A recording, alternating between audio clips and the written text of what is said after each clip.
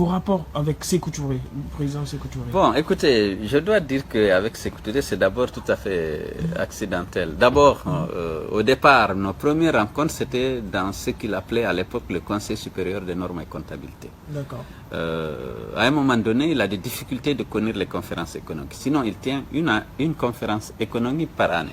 Mais il a commencé à inviter les étudiants qui étaient à l'école supérieure d'administration aux conférences économiques. Donc c'est de Poli que j'ai commencé à participer, enfin à assister, disons, parce que je n'avais aucun rôle que celui d'un observateur, mais c'est sur l'invitation du président Sékou Touré. On venait à la conférence économique, on assistait à ce débat.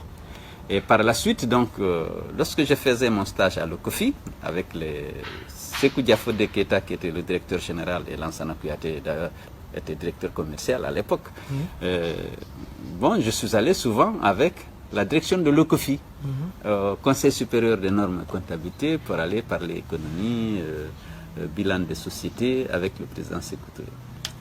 Ma première intervention audacieuse, c'était à l'époque. J'ai levé la main pour essayer d'aider à expliquer un phénomène. Bon. Mais lorsque j'étais devenu maintenant directeur commercial de CERCOM, j'étais un membre à part entière de cette instance. Et très souvent, il m'arrivait d'intervenir. Et d'abord, il fallait que je défende moi-même d'abord mon bilan le bilan de CERCOM, parce que j'étais devenu en tant que directeur de la comptabilité centrale de CERCOM. Et de cette discussion est née un peu d'estime avec le président Sékou Touré. Avec le camarade, lorsque je lève la main, il a dit c'est loup. Alors, des anecdotes de rien du tout. Il maîtrisait parfaitement, le président Sékou Touré, la comptabilité. Il n'utilisait jamais la machine à calculer. Et toujours avec son main. Ouais. Et il calcule très vite.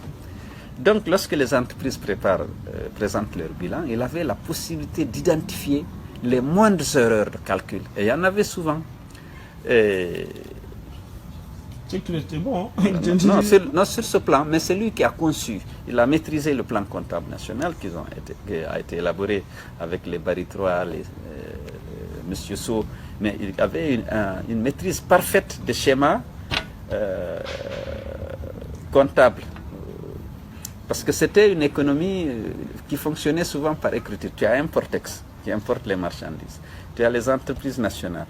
Tu as les sectoriels. Tu as les ERC. Et dans tout ça, il y a très peu de paiements. Il y a des écritures qui passent pour suivre le mouvement des entreprises et qui entraînent la naissance de dettes et de créances dans les livres des unes et des autres. Donc il maîtrisait ça parfaitement, plus que les autres, souvent. Mais il avait un calcul mental, il était vraiment surdoué pour ça aussi. D'accord. Alors, il y a eu des cas où je suis intervenu, parce qu'il y avait un petit problème sur Batiport ou Salguidia, Opema, notamment Opema. Alors il fait un calcul, il y avait une passation de service entre deux directeurs, le dernier c'était Bakary Sako, avant lui c'était un Fofana qui gérait la société. Bon, il y a des détails qui ont échappé, c'est-à-dire que le stock initial de l'année N n'était pas le stock initial de l'année N+1. Donc lorsqu'il fait l'analyse des trois bilans, il y avait ça ne tombait pas. Et puis moi j'ai regardé le détail, je me suis rendu compte, j'ai dit mais monsieur le président, ça ne peut pas tomber dans la mesure où le stock final de l'année N, de l'année 479, n'était pas le stock initial de l'année 80. Il a regardé, il a dit, oui, il a raison, le jeune a raison. Et puis bon, on a continué, il y a eu un autre aspect où il y avait des trucs comme ça. Et maintenant,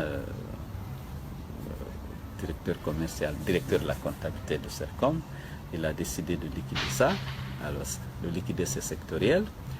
Et bon, il fallait que moi je présente le bilan. Le jour où il nous a reçus pour décider que liquide complètement le sectoriel, il donne un délai, il dit que dans une semaine, il faut qu'on lui présente tous les bilans de liquidation. J'ai levé la main, j'ai dit, camarade responsable suprême de la Révolution, il sera très difficile de faire tous les inventaires, tous les rapprochements, et vous présenter des bilans sincères en 10 jours. Vous avez été honnête avec lui, vous avez préféré plutôt le dire? Oui, à l'époque, je me permettais, il était machin, mais il y avait une petite sympathie, quoi. Et puis ce que je disais, j'y croyais. J'ai dit, il faut d'abord qu'on fasse un canevas de liquidation.